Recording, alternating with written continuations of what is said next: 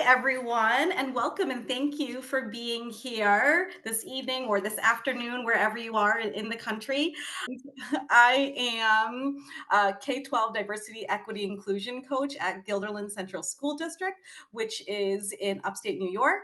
I am also currently serve as a co-director for the Capital District Writing Project, and I'm also an active member of NCTE's Asian American Caucus. I want to take this opportunity to thank the caucus for their support for this event. Shout out to Bettina and Jung. And if anyone on this call will be joining us at NCTE in Boston, please look out for sessions by members of the Asian American Caucus. They put out some amazing sessions, and we really hope to see you there. So I am very excited to welcome and introduce Andrea Wang and Meredith Buse. Andrea Wang is an acclaimed author of children's books. Her picture book, Watercress, was awarded the Caldecott Medal, a Newbery Honor, the Asian Pacific American Award for Literature, and a Boston Globe Horn Book Honor, among other accolades. Her other books, The Many Meanings of Meilin, Luli and the Language of Tea, Magic Ramen, and Neon Monster, have also received awards and starred reviews. Her work explores culture, creative thinking, and identity. She lives in Colorado with her family. So she's one of the earlier on people, opposed to us East Coasters. Meredith Seung Buse is an author, educator, and Korean transracial adoptee. She has been featured in the New York Times, the Philadelphia Inquirer, and the Philadelphia Magazine as a veteran classroom teacher and has written for diversebookfinder.org. On her blog, Meredith grapples with her identity as a transracial adoptee and showcases her distinct voice. So feel free to follow us on social media or go to websites if you want to know more information about any of us. So, our agenda for this evening, we're going to hear an excerpt from Summer at Squee. So, we're going to hear from Andrea a little bit of that book. And if you are lucky enough to have already have the book, it is wonderful. So, I'm really excited that for more people to read this and know more about this text. Then Andrea and Meredith will have a conversation. We'll then head into a Q&A portion. If there's any questions that you have as you're listening to this conversation, feel free to add it to the chat and we'll make sure we'll get to those questions after the discussion. And make sure that you also stay until the very end because we have some amazing giveaways as well. So without further ado, Andrea, I'm gonna pass the mic to you. All right. Thank you, Leah. And thank you to the NCTE Asian American Caucus. They have been so supportive over the years. And I'm so happy that they're sponsoring this. So I thought I'd start with a little reading from my new book, Summer at Squee. Here's the cover. And there's a few little badges from the back cover that show the interests and some of the activities that they do at this camp. And Squee is the name or the acronym sounded out for a Chinese cultural heritage camp. So next slide, please, Leah. All right, so this is the middle of the first chapter where the main character, Beanie Fong, has arrived at camp and she has met her best friend, Lyrica Chu, and they are trying to get their room keys. They're there early because Feeney's mom is the director of the camp and Lyrica's mom is the assistant director of the camp. So they're best friends, their moms are best friends, and they've been at this camp forever. So here we go. We head up a flight of stairs to the cafeteria, which is right above the flex. Sure enough, Emerson, who is Feeney's older brother, is at a corner table with a bunch of other guys, a slice of pizza in his hand. He looks up as we come in and immediately checks the time on his phone. Hey, he calls loudly, you're early. Check-in doesn't start for another hour. Go back to your room and wait until it's time. The boy next to him shakes his head. We're supposed to be nice to the campers, dude. Emerson scoffs. Cooper, they aren't normal campers. That's my sister and her friend, Assistant Director Chu's daughter. The boy catches my eye and quirks his brow. That's Cooper Han? I didn't recognize him either. What happened to the skinny guy with bad skin? I scan the faces around the table, feeling my cheeks warm. High schoolers can really change a lot in a year. I shrink a little as the group of guys watches us approach and force myself to just focus on my brother. We can't go back to our room, Emmy. If you'd paid attention at orientation instead of staring at the other girls, you'd know why. The other boys laugh, and one says, "Oh, burn." Emerson scowls. Lear clears her throat and says lightly, "We're trying to get our room keys. They're not on the tables down in the flex. Do any of you happen to have them?" There's a round of nopes and head shaking around the table. Then someone behind me says, "They were in the lobby last time I saw. One of the staff was sorting the envelopes." The voice is unfamiliar, with an accent I can't quite place. And also, I'm not going to do the accent. A cobalt blue hydro flask appears next to me. It's being held by a boy in an open, long-sleeved white button-down over his turquoise camp t-shirt. He's definitely new. I wouldn't forget someone who looks like he belongs in a boy band. His hair is on the longer side and swoops perfectly over the side of his face. My breath catches as I try to respond, and I end up coughing instead. "Get it together," I tell myself. "Thanks," Lear says. "We'll just go back to Agnes." Confusion flickers across the boy's handsome face. It was actually a man. Sorry, but I don't know his name." There's a burst of laughter from the table. "Agnes isn't a person, it's the name of the dorm, St. Agnes Hall," Emerson says. "Don't worry, you'll learn our nicknames for everything, H." "H? Like hydro flask?" I blurt. There's another round of laughter, but now it's directed at me. My face feels like it's been scorched by the sun. Hydro flask boy grins. "Well, yes, but in my case, it's H for Harrison." Hi," I stammer. "I'm Fee and this is Lear." "Hello, Fee and Lear. Nice to meet you." Harrison's hello sounds more like hollow, and I wonder if he's British. I can barely remember what I'm supposed to say. "Nice to meet you too," I finally manage, while Lear just grins and Emerson shakes his head. I grab Lear's hand and practically run out of the cafeteria. On the sidewalk, Lear bumps my shoulder with hers. "H for hydro flask?" She giggled uncontrollably. I cover my face with my hand. I know, so cringe. I take a deep breath and try to shake it off. Now I'm going to have to avoid him for the next 2 weeks. Leah and I pretend to fan ourselves on the path back to Agnes, giggling the whole way. So they get back to the dorm and they're getting their envelopes with their key cards and a card with other information on it from one of the parent volunteers. And down at the bottom of the page, it says, "Jong uncle finds my envelope and I immediately scan it for our group number. Group 13? Since when did we start having a group 13? Next slide. I don't want our last year of overnight camp to be full of bad luck. Truanti hears me and laughs.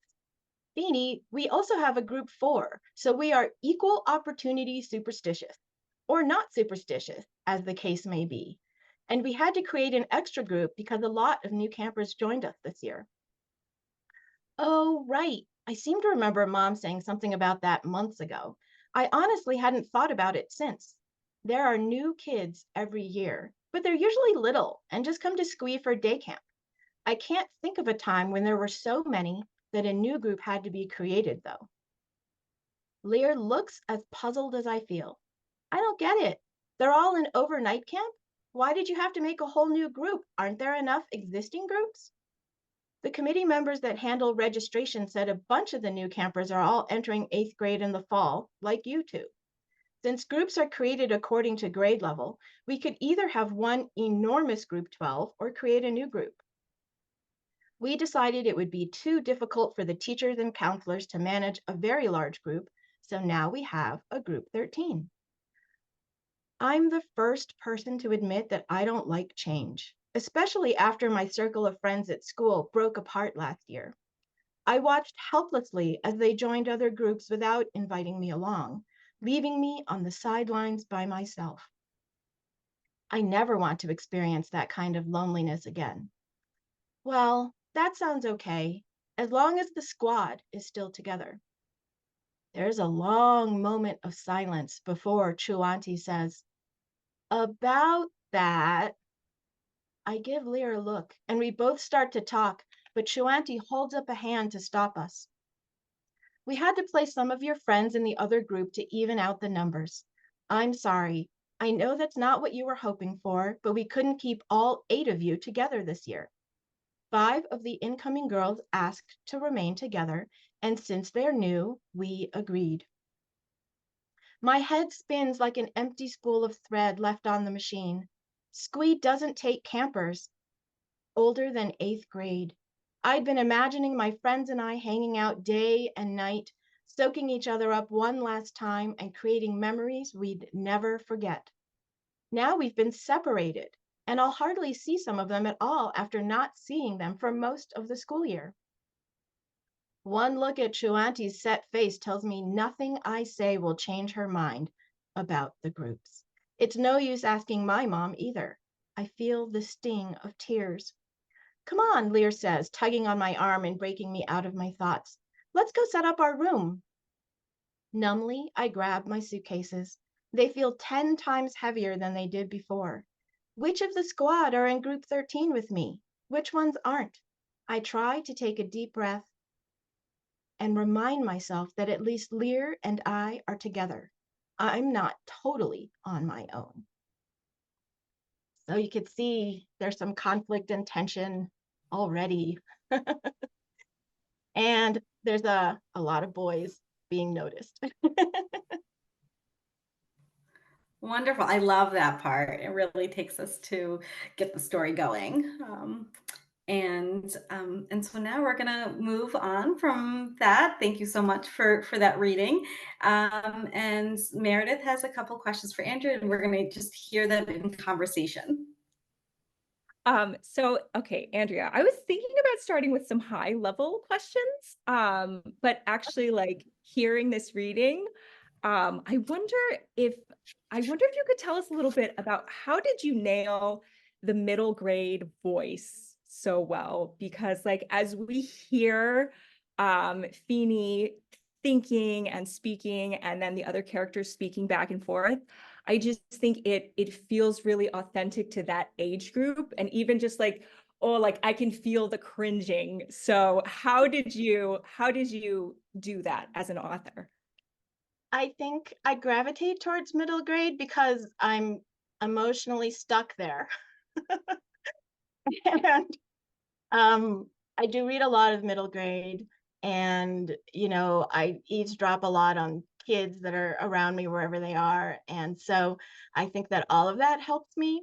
But I also feel like I just remember vividly how mortified I was most of middle school because of everything. It was just such a difficult time period in my life. And so, yeah, I think that that's just what I gravitate towards.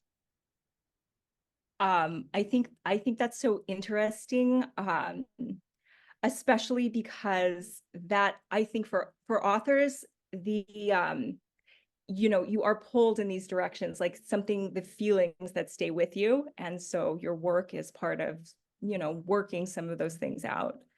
Do you think, especially starting with this passage and thinking about Feeney's, uh, some of her sense of anxiety about like, oh, change and things being new and things being different.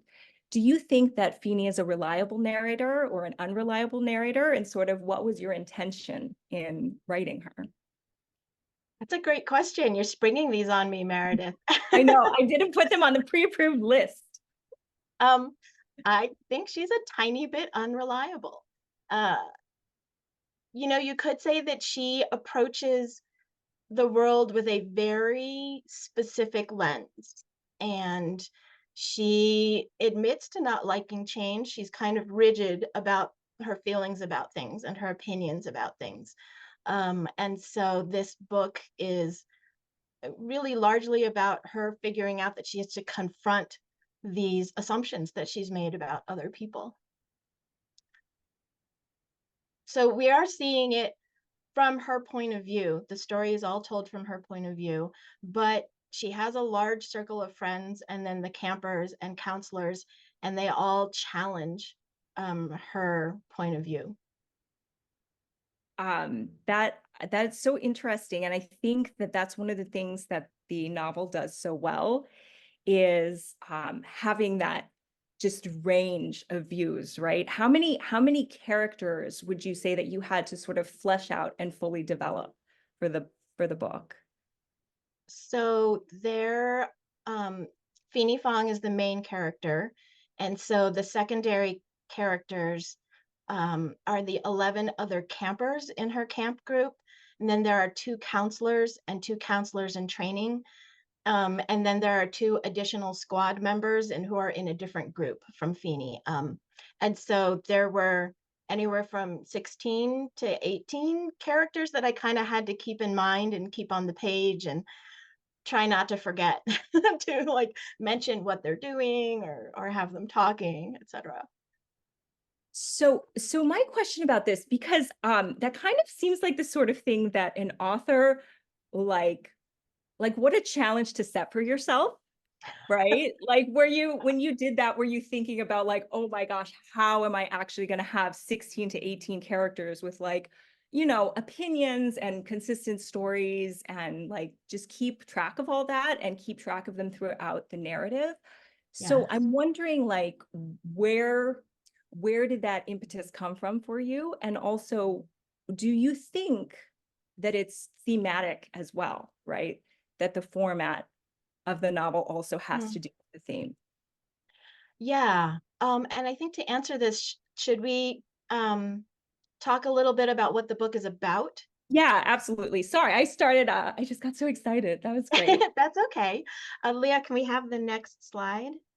So, a little bit about my inspiration for Squee is this is my third grade class photo, and I'm pretty easy to pick out, right? I mean, it doesn't take very long.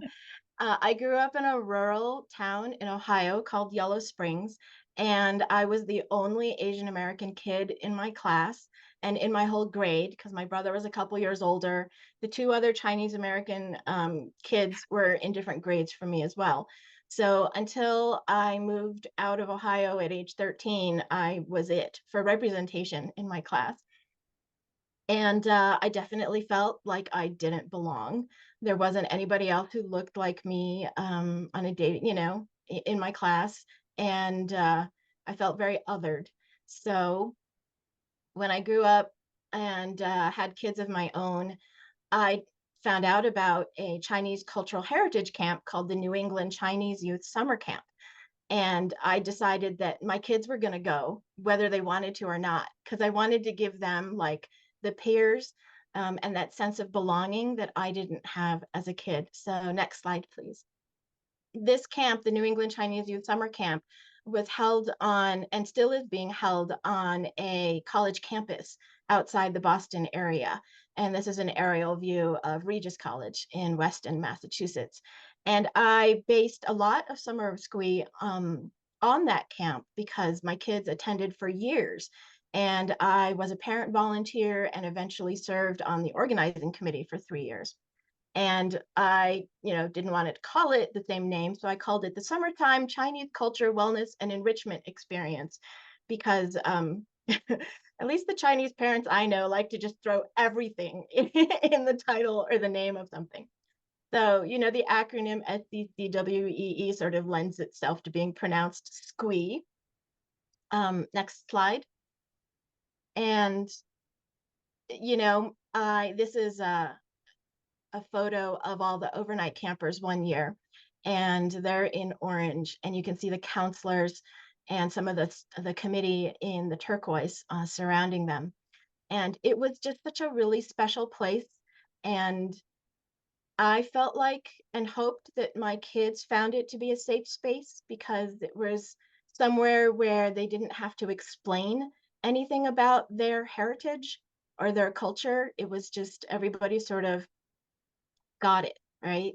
And they had counselors who were Chinese American they could look up to as role models. And the counselors are there on the bottom picture too. They're doing pyramids, and so that's sort of what inspired the pyramids in the scene in the book when they're taking group photos as well as for the cover of the book. I was a committee member and I saw how special it was, and also just, really loved all the activities that they did, which you can see on the next slide. I really wanted to be a camper myself, right? Like I was really jealous of these kids who were doing things like bobbing for donuts or making, rice dough figurines, playing the guzheng or learning the dragon dance. I never had those opportunities when I was a kid. And as I kept writing the book, I just added layers to the narrative, right? It became much more a story about Feeney questioning her own identity as a Chinese American, right? And learning from other campers as well as friends that she's, known for years and years. And it changed. The story started out, I wrote it during the pandemic, and it started out being a really lighthearted middle grade romance that I sort of needed at the time. And then it evolved over many versions to become more of a friendship romance between Feeney and one of the new campers, a girl named McKenna. So that's the backstory for the inspiration behind the book. And you asked about the characters, Meredith, was that it? So the number of characters and sort of Mm. keeping that many characters in mind as you were writing. And how do you think that the format of the book actually related to the theme? Yeah, I mean, I had to have all these campers, right? They spend almost 24/7 together. And so it's a tight-knit group. And so the setting kind of dictated that I had to write about all these characters. And it was a really great way to play into the theme of identity because even though Feeney has known, her besties, whom she calls the squad, for years and years, she's still learning new things about them and how maybe they don't necessarily identify as being Chinese American the same way that she does. It was a great opportunity to have that many characters. It definitely took a lot of work to keep them all straight. But I think they're all sort of like combinations of people that I know or encountered in my life and at camp. And, you know, they're not any one particular person, right? They're all sort of um, amalgamations. And because there were so many, I had to make them distinct, in order for me to keep it straight in my own head. So I did character questionnaires down to like what they're hiding under their bed or in their closet, what secrets they're keeping. Yeah, I had to refer back to my notebook a lot. That is amazing. And I think that you did a really admirable job of keeping them straight and also having each of their voices speak in turn to sort of share different things with Feeney as the main character and help her to broaden her perspective of basically what it means to be Chinese American. Yeah. Um, so I think that was really, really neat. So speaking about this new group of campers that comes in, do you want to tell us a little bit about like what's different about these campers, even sort of the mystery that Feeney's trying to solve? Sure. So as I served on the organizing committee for this camp, I'd been a parent volunteer. The camp is run entirely by volunteers. I noticed that there were groups that were all girls, like this one. And, most of the other groups, we tried to have a gender balance, right? But there were just simply too many girls to do that. And I didn't really understand why until someone told me that somewhere along the way, the transracial Chinese adoptee community in the New England area had gotten wind of our camp and started enrolling their children. And this happened probably 8 years before, I started sending my kids there because Chinese adoption has probably, it started in the 80s with the, one child policy being enacted. And I was not only just interacting with the adoptees at camp, like you look at this photo and you can't tell who is and who isn't an adoptee, right? And I didn't really know. I mean, if you're looking at some of the names and some of the last names are American, they could be biracial, multiracial. I didn't really question it. But being on the committee, I was working with their parents. And so I got to see sort of a different side working with these white adoptive parents. And I'm second generation, so my parents were the immigrants, but there were a lot of people on the committee who were first generation immigrants from China and Taiwan. And then there's me, and then there's the white adoptive parents. And there was a lot, there were cultural gaps, there was miscommunication, and we all sort of had to work it out, but I definitely felt kind of in the middle. And that made me wonder, what the adoptees at camp felt like, how they experienced camp, and what they thought of it. So that's the new campers that are coming in and who have inadvertently, because they had no idea this was happening, have split up Feeney's squad of besties. And so she kind of comes into this with resentment, really, against these new campers, because she wants this to be the most epic summer ever, and now she's not with all of her friends. So can you tell us a little bit about that conflict actually and how it evolved throughout your writing process, right? Because it seems that Feeney sort of conceptualizes of the conflict as being the new campers coming in, and her idea of what the summer is going to be like is interrupted. But as the author, how did you conceptualize of what the conflict in the story actually was? Yeah, that definitely changed. I mean, I admit that at the beginning, I, was playing into that whole, you have to have high stakes, you have to have antagonists, in your story to keep it going. And I made the new campers the antagonists.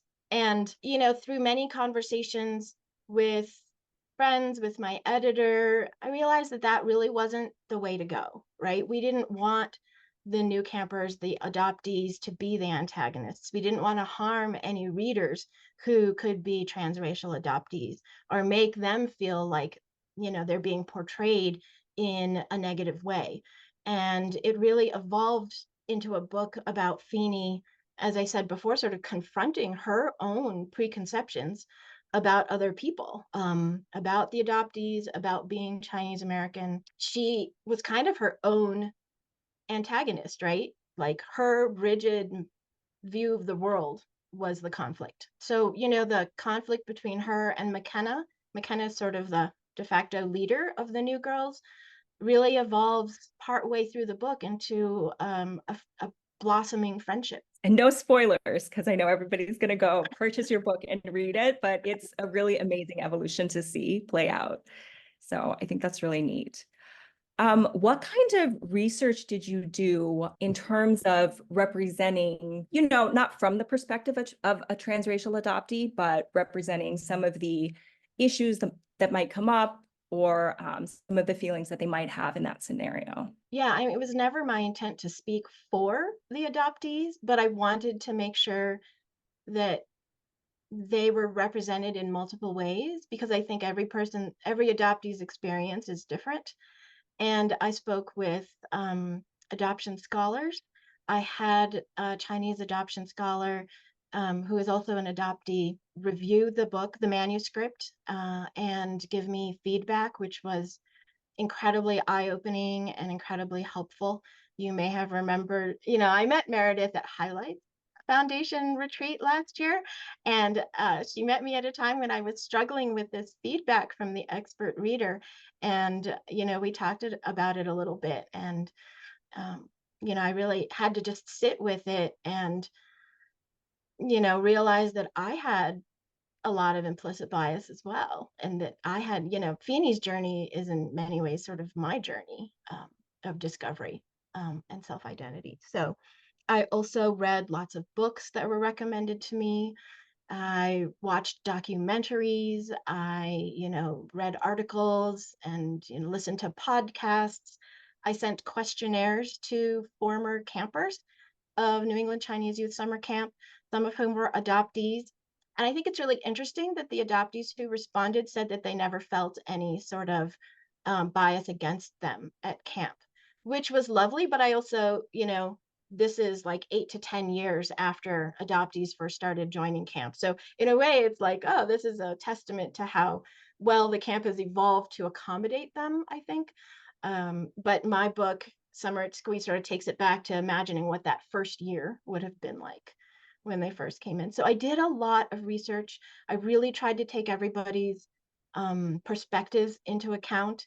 And with 5 adoptees in Feeney's camp group, I felt like I had the room to portray their different experiences. Not everybody's, obviously, because one book cannot represent everybody's experiences, but a few, a few different perspectives. So it's really interesting because the whole book, I think, is kind of about this journey toward it's sort of an integrated sense of self, right? Like your racial identity, your sense of self, who you really are, and being able to have spaces where you feel comfortable expressing that. And then also like with the safety of having those spaces that you can take that into the wider world. Yeah. And I can see just from talking to you and listening to you, I can see like what an important and what a challenging journey that has been for you as a person. And also, I'll just speak for myself, but I know for a lot of transracial adoptees, that it's also a really difficult and a really long journey. And that a lot of times adoptees face sort of cycles of grief, right? Because there's not a lot of choice. You actually have a character who's one of the counselors, Gemma, who's an adoptee, but she's sort of like on the DL, like nobody knows that she's an adoptee until later in the story.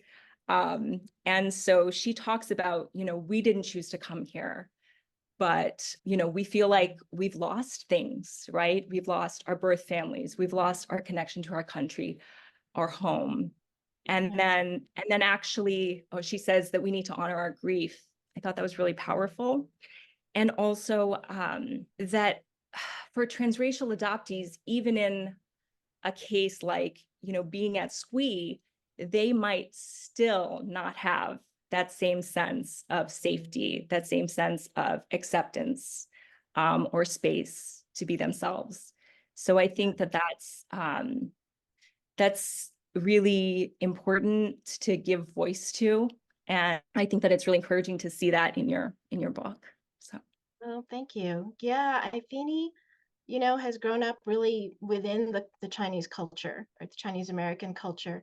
And so she doesn't really understand when these new girls aren't as into it as she is, And so I feel like the adoptees in the story are the catalyst for her self-discovery. Yeah, and I think that it's also like there's some sense of imposter syndrome that the adoptees, maybe to different degrees, may be feeling, but that that maybe they don't belong, questioning whether they do belong there at camp, or also whether they want to, like whether that's a choice that they want to make, a way that they would identify. So I think that's really interesting. So this kind of leads me to this question of specific adoptee authorship. Yeah. And so I'll say, again, speaking for myself, I've done some research specifically in picture books, right? And the representation of adoption as even a subject in picture books it's very underrepresented. And then in picture books specifically, a lot of the narratives are coming from the perspective of a white adoptive mother. When you talked about, the people that were on the committee with you, that's interesting because I think it speaks to who feels entitled to take up space. So there have been a lot of inroads, I think, in the YA category of adoptee authors that are telling adoptee stories. And there's just amazing work. Shannon Gibney, Margot Shacko. The 2 books that you are actually also doing with the raffle are great examples of that. But in the children's book section, it's incredibly sparse. There's maybe two books. One was self-published, one was Colin Kaepernick, who is a transracial adoptee, and then one just came out. And some people are also questioning, how much does that hew to the dominant narrative and how much does it challenge the dominant narrative, even though it does have adoptee authorship. So I guess my question, and something that's really close to my heart, is I think that when someone who is an adoptee sees stories that are written about adoption that are not written by people who are adopted, who maybe don't have that lived experience, that we may feel a little bit invalidated or unseen, because just like Feeney doesn't necessarily recognize her privilege in that situation, that there may be a feeling that sometimes authors who are telling these stories who are not adoptees, maybe they don't recognize their privilege as well. How would you address those concerns, and how do you think that you did address them in the writing of this novel? I mean, I think that's very valid, right? Valid concerns, valid frustration. I do think that the industry needs to publish and seek out more narratives by adoptees. I think Summer at Squee is different from some of the books that you may have mentioned because it's not told from the perspective of an adoptee. As I said before, it was never my intent to speak for them. It is not specifically an adoptee story. There are adoptees in it, just like there were adoptees at camp, but they are not the focus of the story. The focus is much more on Feeney's own journey towards self-discovery, I think, and expanding her definition of what it means to be Chinese American.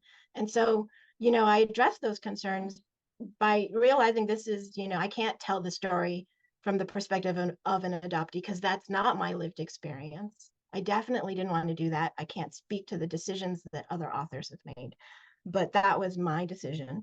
And, I did all the research that I mentioned before to try and got expert readers, etc. And just really tried to be very respectful. And I think that I can see that sensitivity in the book, and also in having the conversations that we've had. And I definitely appreciate that. I think it's pretty clear that there is demand for these stories, your book, and also there's new stories that have come out, even in the middle grades category. So I just think, like, I would put the question to you of, in your author's note, you call for the publishing industry to, to sort of step up and support these authors, to open doors for them. And I, for my part, I'm writing as fast as I can, right? And submitting, and I'm getting out there. But what else can we do? I think just call attention to it as much as we can. I'm not sure. I feel like there's so many factors at play, right? Especially with the new Leah and Low survey results that just came out. We need to be hiring more, people of color and people from marginalized communities within the industry, as well as adoptees, transracial or not. And so it is I think we just keep talking about it. And I am hopefully trying to encourage as many adoptee authors as I can to write their stories and submit them. Yeah, I think that that's sort of where I came to as well when I was thinking about this conversation, is just that, increasing awareness, like you said, so that people, especially in different communities, right? I sort of feel torn sometimes between the Asian American community and the adoptee community, and that maybe sometimes we're working at cross purposes, and then access, which is like opening gates, mentoring, making connections as much as possible, and then just having allies to hold space for us. Because I think you're 100% right that we just need way more stories. And it's like, adoptees, people who've been through foster care, so foster youth, even, now that I've gotten more connected into this community, even like donor conceived people, they have other sets of issues that I, as an adoptee, might not even be aware of. So I think we just need a lot more stories. I totally agree. I'm keeping an eye on the time. And I'm wondering if we should go to Q&A. And then if there's no one with any questions, we can come back to some of Meredith, some of your additional questions. Yeah, that was amazing. Thank you so much for this Thank time you. and the space. And I really appreciate it. Yeah, this was wonderful. Thank you, both of you. And I'm seeing such wonderful things on the chat, some great links, and an ask for maybe an adult camp that we could maybe have. So we wanted to open up the chat, or even if you would like to unmute yourself, if there's a question that you'd like to have. And also, when you did register, I don't know if Cassandra is on, but you also registered with a question. Gotta look at the participants. And I don't believe they are. So if anyone here that's present would like to ask a question, feel free to unmute if that's helpful for you, or you can put your name in the chat. Oh, Bettina said, I'm really appreciative of the ways that Summer at Squee really broadens the narrative of what it means to be Chinese American. Grateful for this contribution, Andrea, as someone who knew nothing about Chinese cultural camps before this book. Thank you, Bettina. I'm really happy that, you know, I think there's actually a Chinese cultural camp in California near you. So, um, Debbie asked, what was your favorite part of writing this book?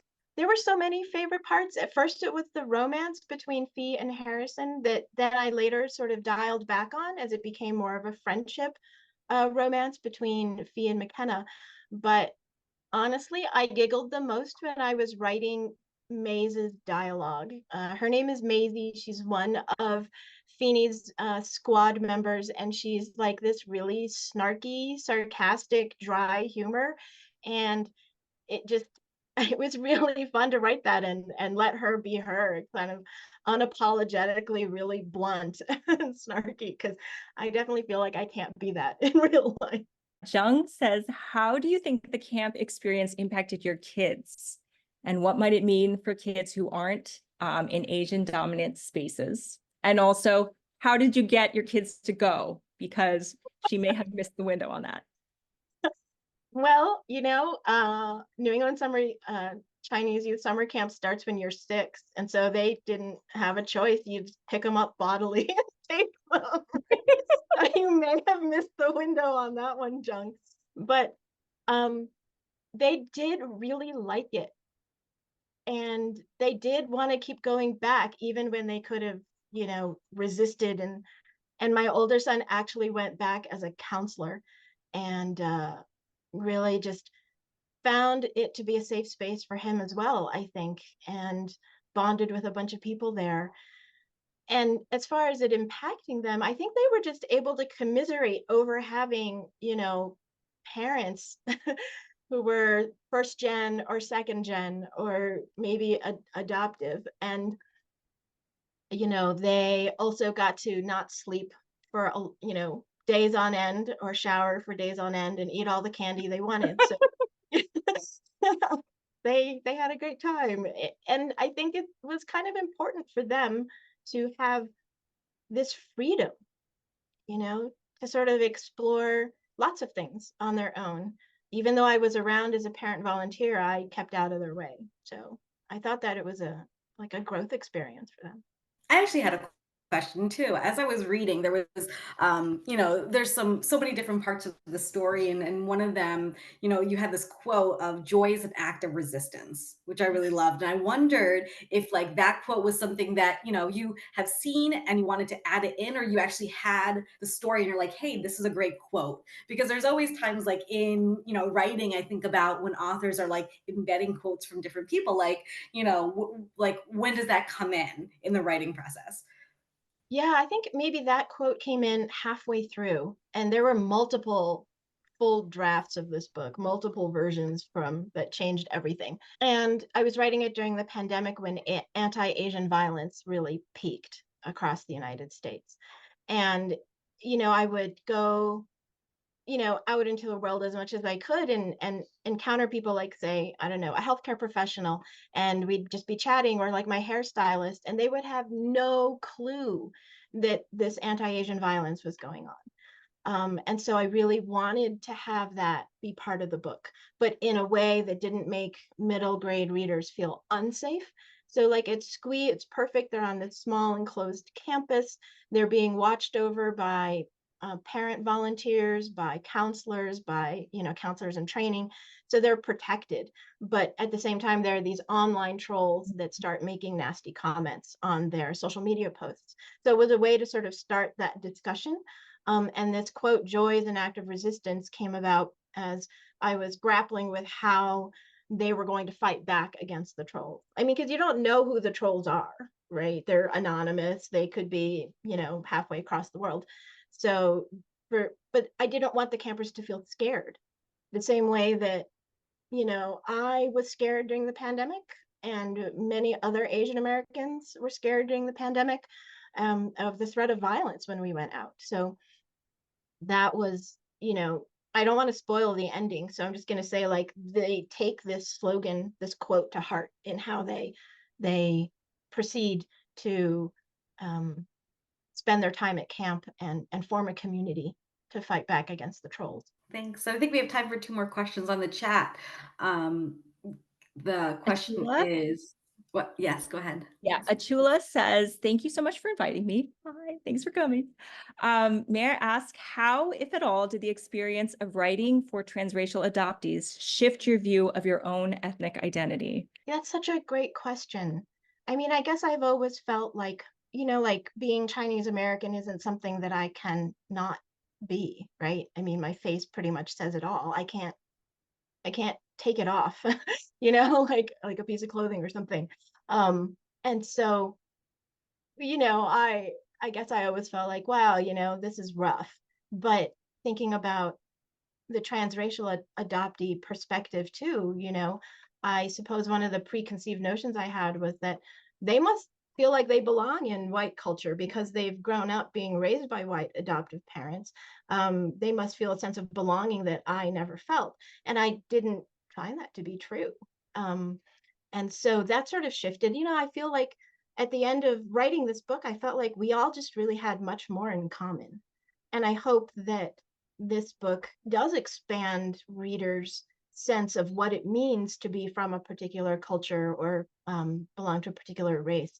That it feels more inclusive of everybody. I'll just speak to that for 1 second, because in terms of thinking about like fitting into white culture, the interesting thing I think for a lot of transracial adoptees is that a lot of times they do, right? They do. And they even see themselves, right? Like I know so many people who've spoken about looking in the mirror and being surprised that they're Asian, because they see themselves so much as white, right? They've so heavily white identified. But I think that in some ways it's at a cost to, this integrated sense of self that they might not even know that they have access to. So, I think it's complicated all around, and that the more we can sort of have compassion for each other and each other's experiences, that's helpful. It can go a long way. Yeah, absolutely. I think one last question here is do you have any thoughts about how we support and affirm? Sorry. Um, Now my chat is going crazy here. Yeah, mine Support too. and affirm diverse identities of Asian American youth. I don't know if you saw that one, Andrea. Do I have thoughts about how we support and affirm diverse identities of Asian American youth? For those of us that maybe did. Oh, you mean missing the window of sending your kids to heritage camp. I think just to seek out the community that you belong to, that you identify with, right? And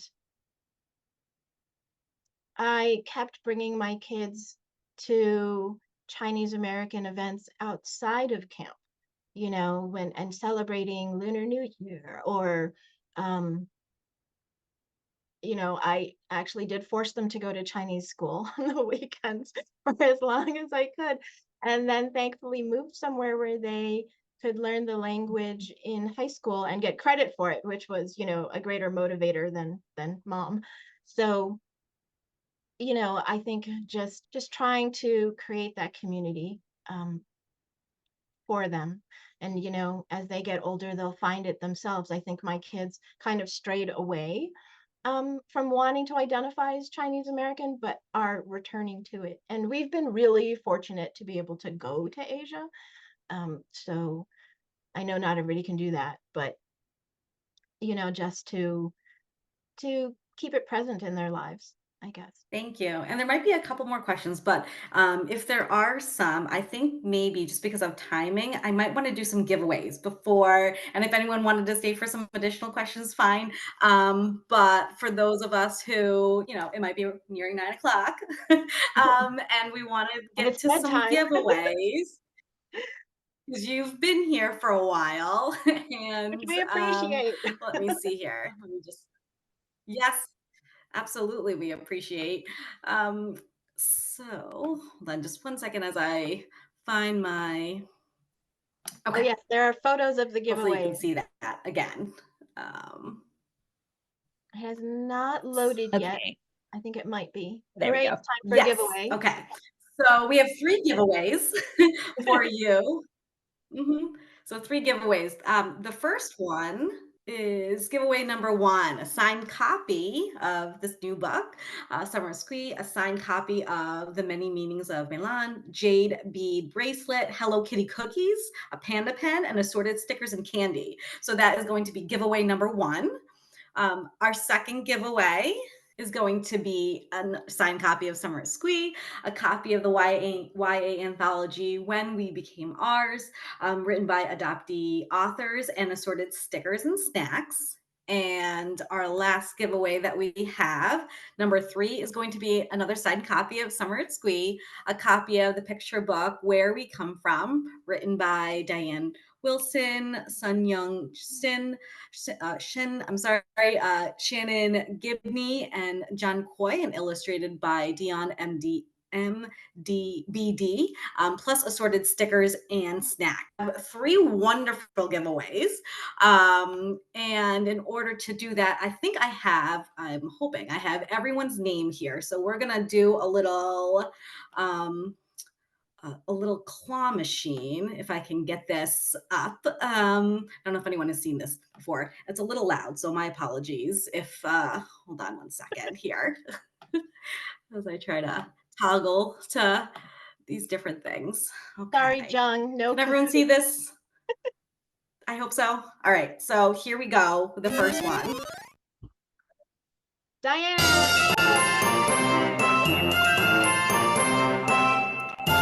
And it's loud. I'm sorry. So Diane, do we have a Diane here? Uh, you won. I'm here. So Wow. I was hoping Hooray! thank you. yeah. Okay. So you'll have number 1.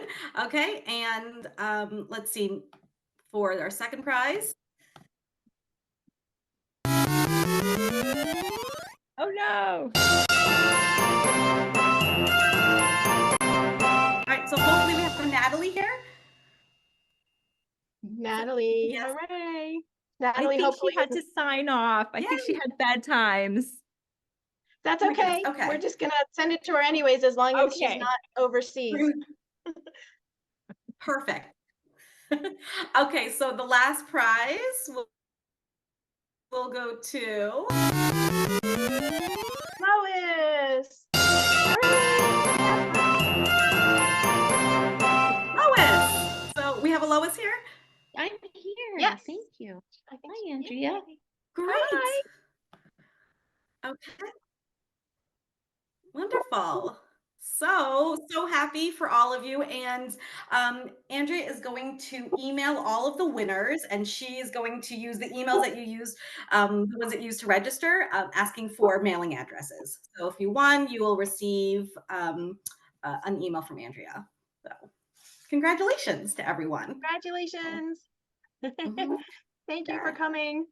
Thank you for coming. Yes. And again, if there were some additional questions that someone, some burning questions that people needed to have answered, then yeah, feel free to stick around if you wanted to ask something to Meredith, Andrea, or myself. We'd love to chat with you if you had something. But thank you to everyone for coming this evening. It was really wonderful, and hopefully we'll have more of these from NCTE's Asian American Caucus.